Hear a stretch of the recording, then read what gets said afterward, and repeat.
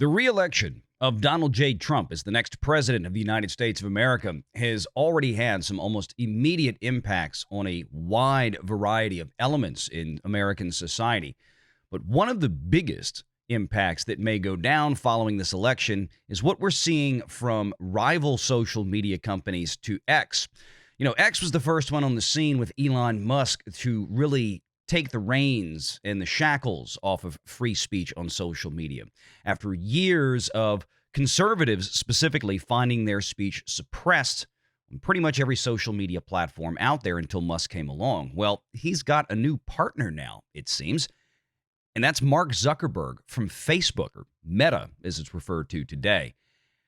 And the transition of Mark Zuckerberg, not that kind of transition, but the transition of Zuckerberg has been absolutely astonishing, and it's no accident it's happening when it is. You can thank the election of Donald J. Trump for this, and we have got to cover these comments from Zuckerberg in detail because there is a lot to unpack here and things that everybody out there watching really needs to pay attention to. Let's get into it.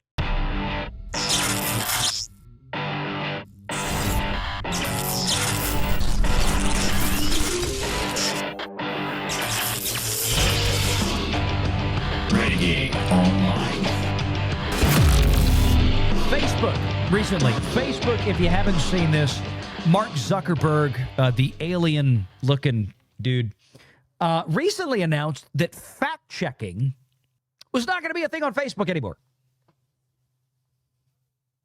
Really? This plays into the comments of Joy Reid that we'll play here in just a minute.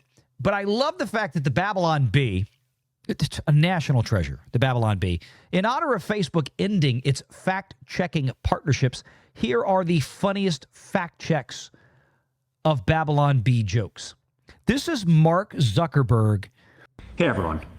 I want to talk about something important today because it's time to get back to our roots around free expression on Facebook and Instagram. I started building social media to give people a voice. I gave a speech at Georgetown 5 years ago about the importance of protecting free expression, and I still believe this today. But a lot has happened over the last several years. Has it? Has it now? Wonder what those important events of the last several years could be. Presidential elections, 2 of them now, COVID, certain testimonies before certain congressional committees about coordination, collusion with certain alphabet agencies of the federal government. I wonder what these could be. There's been widespread debate about potential harms from online content. Governments and legacy media have pushed to censor more and more. A lot of this is clearly political, but there's also a lot of legitimately bad stuff out there. What? Wait a minute. Let's back that up. I want to hear what he said again. I think it's worth repeating. Online content. Governments and legacy media have pushed to censor more and more. Why? Why, we were told that this would never happen. We were told this has never happened before and would never happen.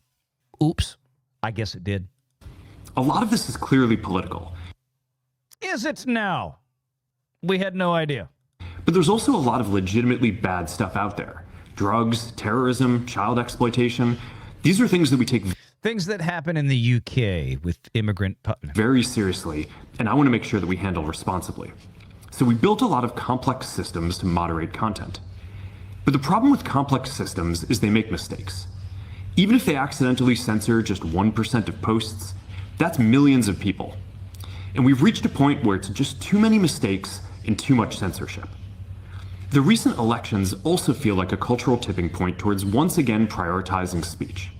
In other words, Mark Zuckerberg just equated the election of Donald Trump. I love this. I can't believe it. Mark Zuckerberg now equates the election of Donald Trump towards America once again, as if it ever went away, prioritizing speech. That is to say, we could make a very simple supposition here that had the election gone the other way, based on his phraseology, that America would have been, had they voted for Kamala Harris, to prioritize not speech In other words, suppression of speech, because that's what her and her friends in government did before. So we're going to get back to our roots and focus on reducing mistakes, simplifying our policies, and restoring free expression on our platforms. Restoring free expression. You know, we criticize, or not criticize, but we brought to people's attention in the past when companies like Disney and Ubisoft use expressions at shareholder meetings like, we need to restore creativity. We need to restore shareholder confidence. We need to restore something. It is a tacit admission of guilt that what they are restoring, they are effectively admitting that they destroyed it previously. And that is what this is. More specifically, here's what we're going to do. First, we're going to get rid of fact checkers and replace them with community notes similar to X. Elon Musk is the devil. He the devil. He the devil. Okay, we need to do everything Elon's doing. We need to do everything X is doing now because X is kicking our ass. You can't make this up. Starting in the U.S. After Trump first... Wait, starting in the U.S., meaning Europe doesn't want us to do this. The EU, right, and the UK, led by a communist tyrant and multiple Marxist tyrants throughout the EU. I'm looking at you, Keir Starmer. By the way, you want to extradite Americans for social media posts? You can start right here. Good luck. We're starting it in the U.S. Let me tell you why he's starting it in the U.S. Because places like the EU love Marxism. They love the suppression of free speech. They adore fascism out there in those governments. Absolutely adore it. And they absolutely do not want Facebook to relinquish its suppressive tactics that they have demanded be put in place. Not they, Facebook, but they, the EU, they European governments and other places around the world. No, those governments want Facebook to suppress people on that platform. They want the free flow of information to be absolutely destroyed. The governments there want to control the free flow of information, and so that you only get information that the government deems of value to you.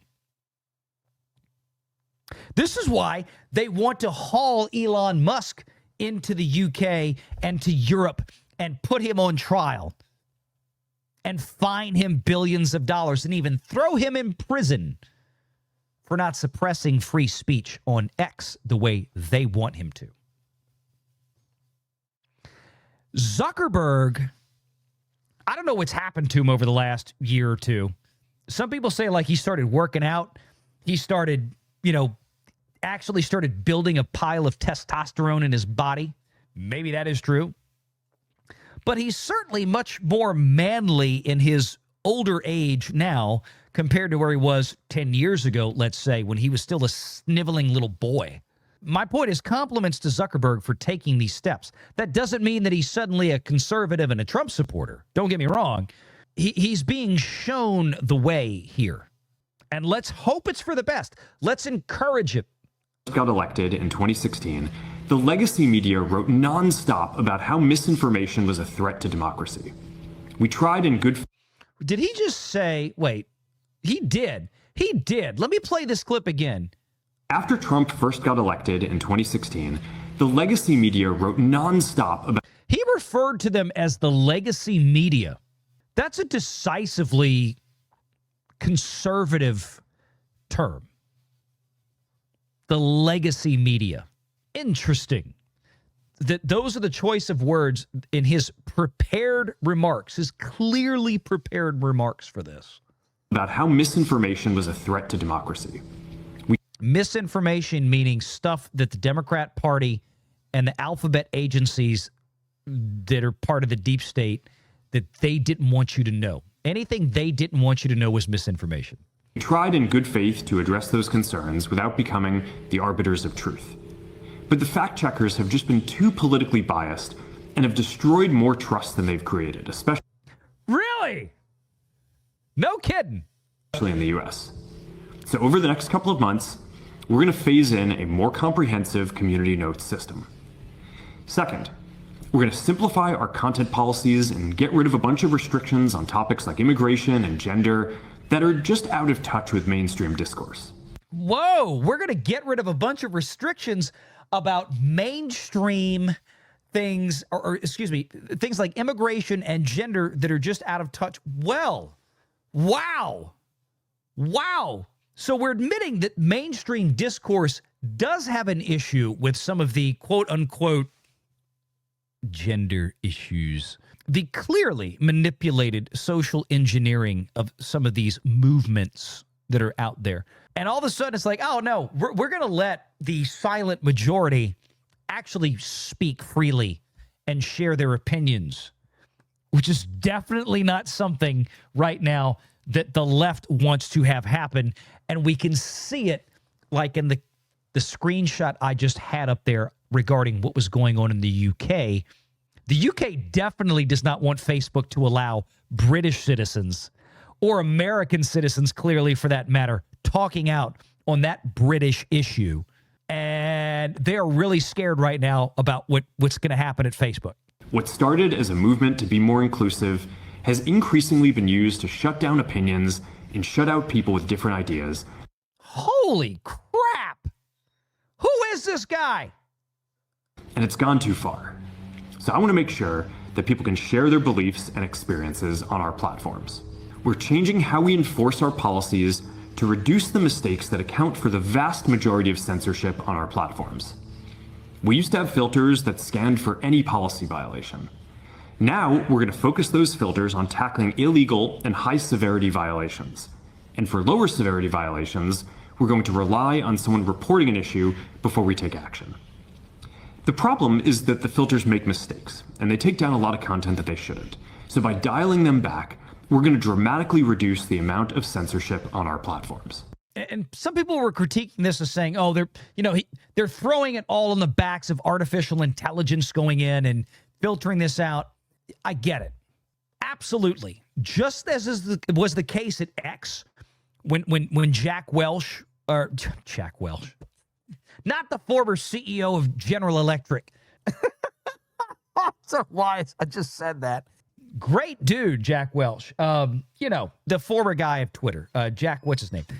I just had a brain fart. Anyway, you had people there working at X, or formerly Twitter, Jack Dorsey, right? You have people that program the AI. And if the programmers are hard left wing and they're going to train the AI what to look for, what to cut out, that's what's going on. That was the problem at X. So it sounds like what he's saying is we let the government tell us what to do too much. Facebook is losing ad revenue because the activity on Facebook has dwindled. I don't know anybody. I haven't been on Facebook in at least 4 years. At least 4 years. I don't give a flip about Facebook because it was an absolute crap hole. It was not a free speech platform. You could not talk about anything during the 2020 election, during COVID, nothing. It was a dumpster fire. And if you weren't actually outright had your account blocked or banned, you were suppressed so heavily and shadow banned that it didn't matter. People on the right were not allowed to express their opinions at all because the government was colluding with social media. Facebook, X, everywhere else. Instagram is doing pretty well. But I think Facebook has seen a huge hit in terms of traffic. People have moved over to X. As much as people on the left want to hide the reality of things, the fact of the matter is that everybody knows where speech is open and free and where speech is outright suppressed. Not just based on, hey, I'm going to go on here and drop a bunch of F-bombs. Okay? That's one thing. But we're talking about sharing opinions in a calm, thoughtful manner. You couldn't even do that on X prior to Elon Musk. You couldn't do that on Facebook 4 years ago. Hell, you couldn't do that on Facebook last year. This is about money.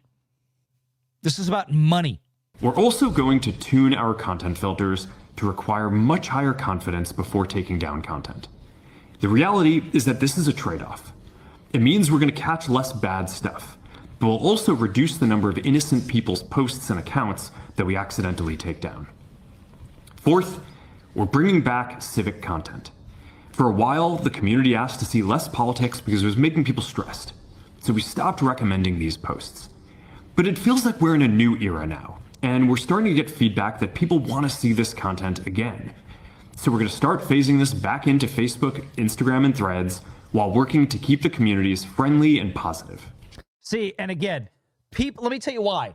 People were sick of seeing it because the stuff that Facebook was pushing into your feed was hyper partisan, one-sided, and it was all to one side. We all know which side it is. It was all to the left.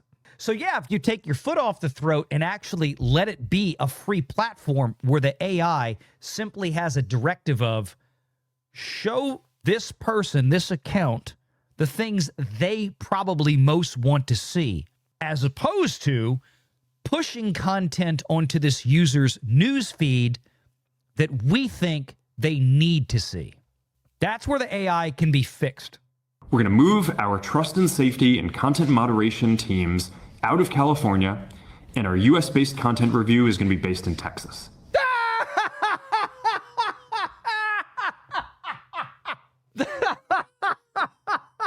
The final dick punch. This sounds like, I'm going to call it now. This sounds like the first step of Mark Zuckerberg taking the entirety of Facebook and ditching California and moving the whole damn thing to Texas, just like Elon Musk is doing with X and SpaceX and all this other crap, and Tesla and everything else. As soon as he can unincorporate and move the actual corporate headquarters and the tax filings and everything to Texas for obvious reasons. But Mark Zuckerberg is starting this maneuver. Remember Disney started doing it before the whole Florida situation that Bob Iger pushed with a tweet back in 2022 about the whole quote unquote don't say gay bill. Remember Disney, Bob Chapek was starting to move people. They were going to build $1 billion campus in Florida, move people out of California, starting to move Disney's corporate headquarters out of California, obviously moving to Florida because of much better business environments there, far lower taxes, much better business regulations, much better legal environments. So too did X. So too now, obviously, I think, is Facebook. And they are starting with their trust and safety and content moderation teams. I'm sorry. We're going to go ahead and leave the deepest blue poop hole in the country, the left coast of California, and move to Texas. Now, granted, they're probably going to wind up in a place like Austin, which is fairly blue. But at least it's Texas in a much better and more friendly business and legal environment that's not going to be as cuckoo batshit crazy as California. It's not an accident. I'm telling you right now, this is a precursor, more than likely, of Facebook middle fingering California and taking whatever they have left after this as soon as they can do it in pieces and getting it the hell out of there. Because honestly, any major business enterprise in America is smart enough to know that California is the worst place to be, maybe next to New York, in terms of business environment. Unless for some reason you have to be there geographically. As we work to promote free expression, I think that it will help us build trust to do this work in places where there is less concern about the bias of our teams. Finally, we're going to work with President Trump to push back. Less concern about the bias of our teams, so we're moving it to Texas. Brilliant. On governments around the world, they're going after American companies and pushing to censor more. They're going after American bias of our teams. Say it again. Say it again. Finally, we're going to work with President Trump to push back on governments around the world. They're going after American companies and pushing to censor more. Oh! I said it earlier. We're starting in the U.S. because European nations, and this is the subtext, we're starting in the U.S., what Elon said, and the subtext, what Valiant is saying is the subtext, was because Europe is a dumpster fire. The EU is a trash hole. The UK is a trash hole politically. They are Marxist, fascist suppressors of free speech. They are garbage.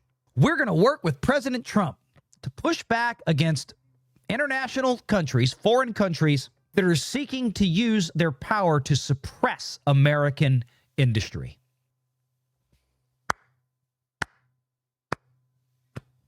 Mark Zuckerberg, I've had a lot of criticisms for you over the years, and they were justified. But, sir, at this point, on behalf of the Renegade Nation, I want to offer you my handshake of good faith that you are being serious here. And we're always open to people changing and coming around to see the light. I don't know if you're really going to do this yet, and I don't know how this is going to turn out. I don't know if this is all lip service. I don't know if this is just smoke in the wind. But it sounds good. Let's see you follow through. Let's see you actually do this, and you will have a lot of great champions out there of American freedom standing right behind you. We're not perfect. We know you're not perfect. I don't expect you to suddenly become a MAGA hat-wearing Trump supporter tomorrow. But at least understand the responsibility you have owning one of the biggest social media platforms on planet Earth, and that your only job is to let people have the freedom of expression on it. Certainly there are limits. Certainly we don't want people going on there fomenting violence, like legitimately fomenting violence.